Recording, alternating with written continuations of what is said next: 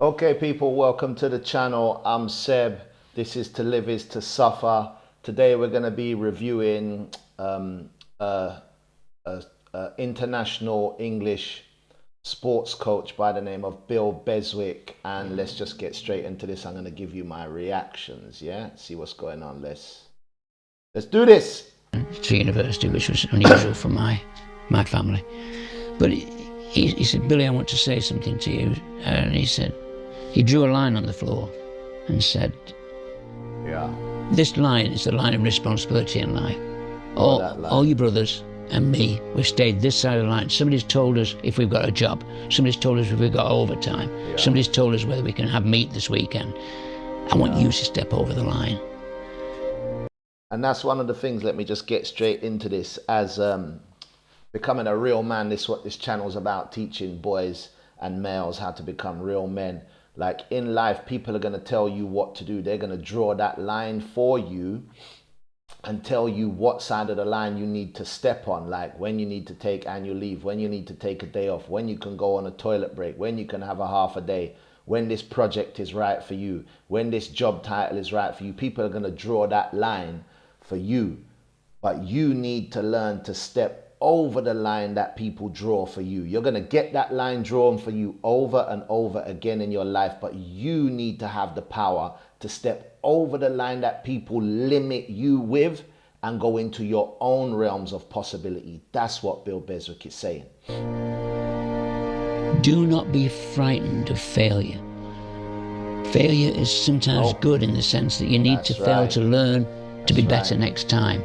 You have to fail your way to success. The only way to success is through failure. The only way is through. Always remember that. The only way is through your problems. The only way to success is through failures over and over and over and over again. You have to fail every single day. Cross that line to get your way anywhere near success, yeah? But you have to be big enough to accept failure. You have to cross the line. Yo, this man is just saying too much in too small of a space of time. He's giving too much game in just a few sentences, yeah? Just people just listen, yeah? And that was my impulse to be courageous. I've never not crossed the line. That's right. Always cross that line. Always. Always cross the line. Yeah? There are 10 steps to greatness.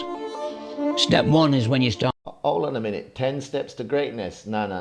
Let me tell you something. There is 10,000 steps to greatness. Don't come and tell me about no 10 steps to greatness, Bill, yeah? There's 10,000, there's 100,000, there's 1,000,000 steps to greatness. Don't let anybody tell you, oh, follow these 10 steps and you're going to be great. No, you're not going to be great. You're going to be average. You're going to be okay. Yeah? I know you got to condense it down, 10 steps to wealth, 10 steps to making money, 10 steps to be a millionaire, but there isn't 10 steps. Don't let nobody fool you. There are thousands and thousands and thousands and hundreds, thousands of steps. I got one of these step monitors. Yeah, I do 10,000 steps a day. You understand? So I don't know about no 10 steps to greatness, but I get what you're saying. A bit of poetic license. I get what you're saying. 10 steps. Let me hear your 10 steps. Start playing at school level, you make the school team. You're on step 1 to greatness. Step 1, baby. Step 1 to 7 are dominated by talent. Hold on. This man has gone from step 1 in the playground and then he goes step 1 to 7. Yo, this is what I'm saying. No one's got 10 steps to success. Look how he's just jumped from step 1 to step 1 to 7. Yeah, because there isn't 10 steps to greatness. You can just condense it. It's a lovely statement. It's a nice soundbite. It's a great thumbnail. 10 steps to success, but it just is not true. It's thousands, hundreds of thousands, millions of steps that you have to take to greatness. Yeah, let me tell you. Have you got the talent to go through to the next stage? People are looking for talent at that stage. But you get to stage 7, and that becomes the moment of truth. Because right. then it becomes very, very challenging. Very. So that's when it changes to becoming character and talent. Your character takes over. And when you get to step 7, almost all of them can go through to the highest level. Yeah. I mean, let me tell you something. There's a difference between talent and genius. And he mentions that after step 7, you have to start, talent has to start kicking in. I would say about step 7, talent kicks in to get you to greatness. But there's a difference between talent and genius. Yeah, genius is what you need to be. Genius plus effort can get you greatness. And the difference between talent and genius is this: talent can hit a target that nobody else can hit. Let me say that again for people in the cheap seats. Talented people can hit a target that nobody else can hit. But genius, but greatness can hit a target that nobody else can see. Let me say that again. Greatness and genius can hit a target that nobody else can even see. But when it gets tough, only character can see you through to there. Yeah. So character and talent. The question is what defines greatness? Yeah. You can't separate the two things. You have to have the talent. Yeah, greatness is definitely discipline, talent, all wrapped in one. You have to be talented, you have to be disciplined, you have to sacrifice. I think that gets you over the line for greatness, yes. But you don't have to have bundles of talent. That's the mistake that people make. You have to have enough talent. Yeah, that's true. But you have to have the character. You have to have the character to face and stay at the game and fight and plough through injuries and get back on the field. Yes.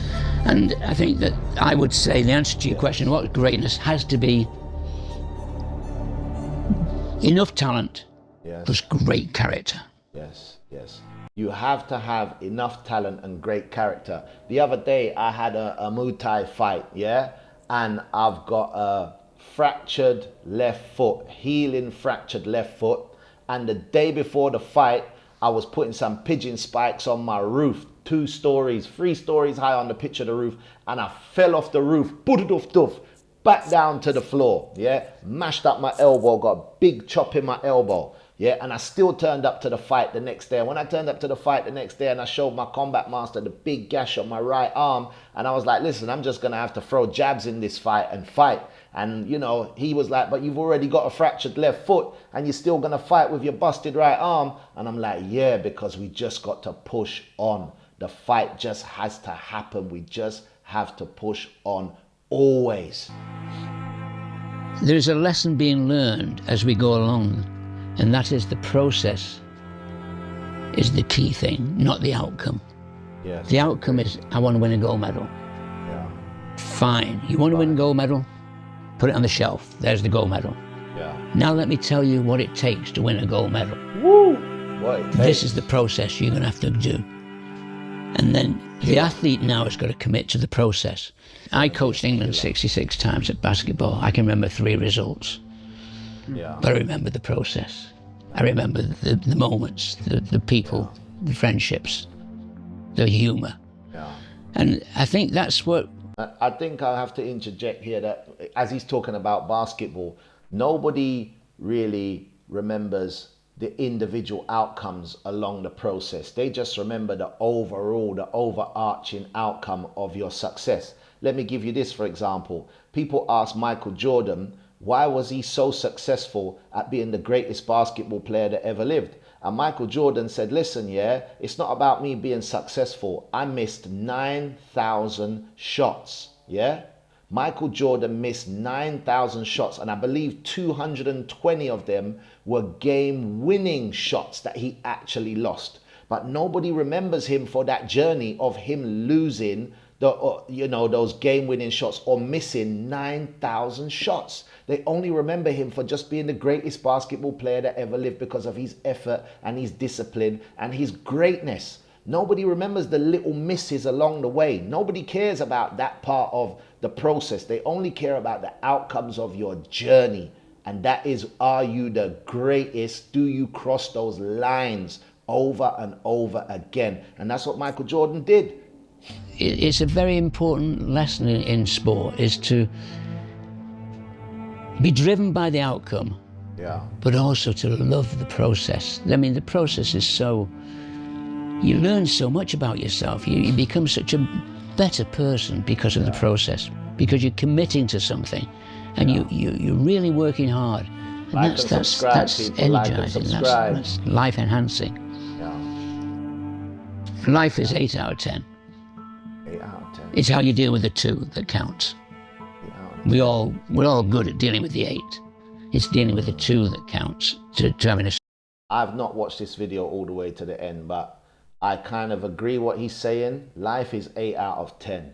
Most people get up, make breakfast, go to work, go to maybe to the gym, go play some pool, go play some games, go visit a friend, pay bills, stay safe, drive a car. Most people deal with most of life pretty damn okay, but it's that last 2%, the betrayal, the problems, the heartbreak, trying to get a promotion at work, trying to establish a business that's successful. I think that's what he's saying. That last 2 out of 10, that last 20% of life is the difference that makes you into a great person or an average person. I'm feeling what he's saying. I'm learning something new today. I really am learning that myself. Successful life.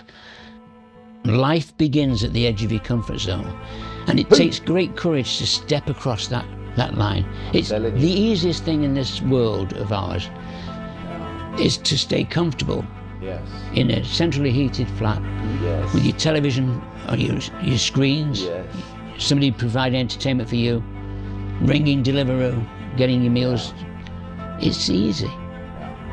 We are looking for people in our society who step out of that and face challenge, and that is difficult. So they come to us because they need somebody to take them up in the helicopter, look at the big picture and say, at the moment you feel like this challenge is overwhelming. It's a challenge. Look at it. It's okay. You've got so many good things in your life. This is just one little thing. You can deal with this. And that injection of perspective and confidence is so important to people at the critical moments of their career. Somebody with an arm around the shoulder saying, you can deal with this. What's the worst that can happen? We can. That's what my combat master said. Said, it's nothing. Yeah, it's nothing. He just, while he's beating me on the head with the pads, like, you need someone just to inject that confidence in you sometimes and just let you know, like, you've got to cross that line if you want to be great. You've got to cross that line. Deal with this. We can deal with this. We can deal with this. We got this. Nothing. I think we've gone down the wrong path in trying to make our children too happy without challenging them, giving them what they want. It's so easy now in this world of ours to offset their needs by giving them. And so Tom and I have talked about this, and I have got the philosophy that I don't want my grandchildren to be happy at no cost. They've got to flourish. So we teach them as a family. I teach my children that I have to give them sufferation in moderation. The name of this channel is To Live is to Suffer. So I have to give my children a controlled element of sufferation, because I need them to be hungry for greatness. They have to be hungry for it. If you just mollycoddle them and grow them in cotton wool, they're not going to be hungry. They're going to be average people out here, and they're just going to get eaten alive. To deal with their own challenges, not to look to us. We won't do anything for them.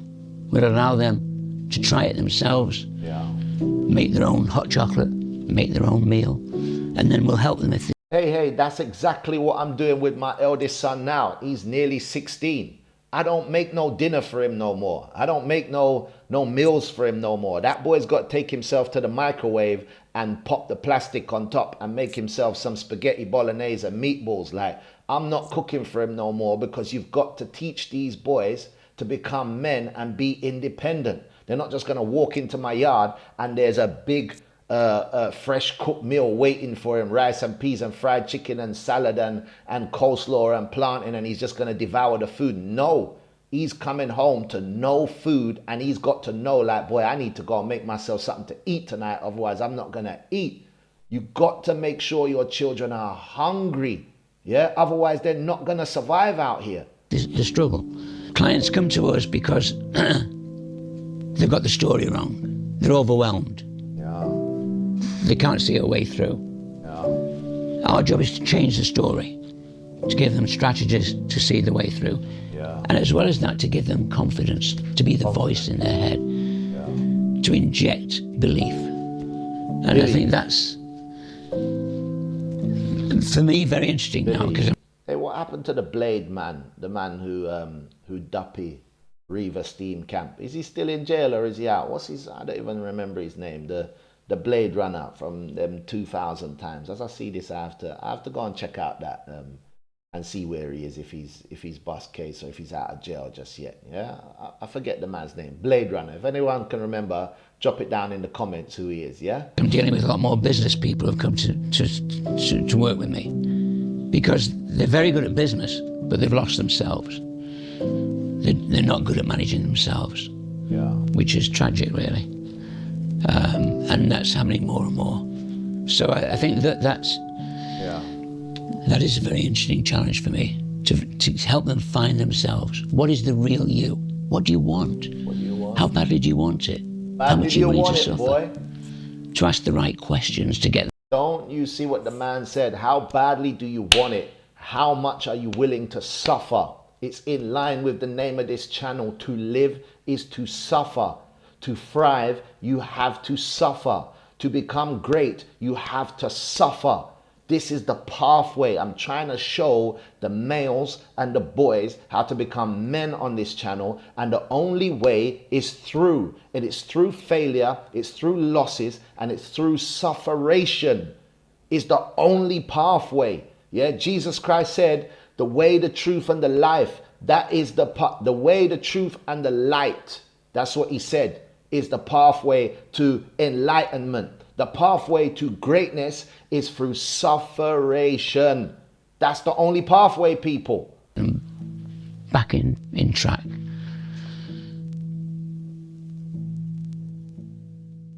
Sorry, my voice is going a bit. It's a Parkinson's problem. I've got Parkinson's the same time as two other of our friends, similar age.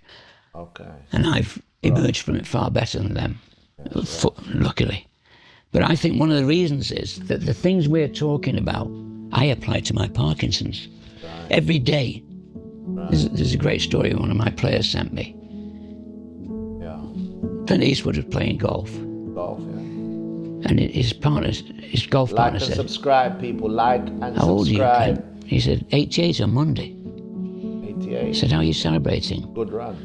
He said, I'm starting a new movie. Good run. He said, how do you manage? Good innings. He said, I wake up every morning and don't let the old man in. Aye. I wake up every morning and don't let the old man in. Aye. And I think that's what sports psychology has done for me at this stage of my life. Don't let the old man in. I try and be, every day I set myself the challenge to be the best 79-year-old with Parkinson's that there is. Yeah. And that's sometimes I'm a victim, sometimes I'm not so good, sometimes I'm a fighter. But it's got me through some difficult phases. Right. And that's what I've realised with sports psychology. It makes you a better person because I'm teaching people. I need to do it myself. Champion. I'm learning while I'm teaching them. Yeah. At first I had a box around myself, sport. Yeah. I've gone outside that box now. I've gone to life. Life. And I've realised that high performance, most people are high performers. If you're you see, like he said, the 8 out of 10 is life, yeah? So 8 out of 10 dealt him the Parkinson's. The 2 out of 10, the 20% is how he deals with the Parkinson's. That's what makes him greatness, even at 79. I think he said he was 88, but at 79 he was diagnosed with Parkinson's. So how he deals with it, he wakes up and doesn't let the old man into his mind, into his psychology, into his heart. That's what he deals, that's his greatness. That's the 2 out of 10 that most people can't get right in life, yeah? A mum with 3 kids, and you get through the day, and you put them to bed fed and clean. Yeah. That's a hell of a performance. Big performance. And so our lessons are for everybody. And I think the key learning moments, critical moments, unfortunately tend to come when we break down. Tell us the key. And our job is break down to break through. We've got to find a way to break down. But often relationships only, because when you're in breakdown, you face the truth. There's nowhere else to go. A relationship breaks down. You've nowhere else to go. All the lies disappear, all the pretense disappears, and you've got truth staring you in the face. What are we going to do about this? Truth, baby. What's happy? Tell me when you're happy. And when is enough? Happiness, I can tell you when you're happy. People, I can give you the formula, because I'm a man that deals with root cause analysis and mathematical formulas of life. Happiness equals progress. If you are making progress, you are happy. If you're not making progress, most likely you're unhappy. So if you're doing better than last year, you're happy. If you're doing worse than last year, most likely you're not happy. And that can be just relative along any spectrum. So if you was making £1 million last year and now you're making £500,000 this year, even though £500,000 might be 100 times the average salary, you're still unhappy because you're £500,000 down. And if you made £1 million last year and you made 1.1 million this year, you're happy because you're making progress. Happiness equals progress. You want to be happy, make progress in your life. That's what I can say. When have you got enough money? Enough money. Because they don't think. They're on a roller coaster. They don't think. COVID was fantastic for me.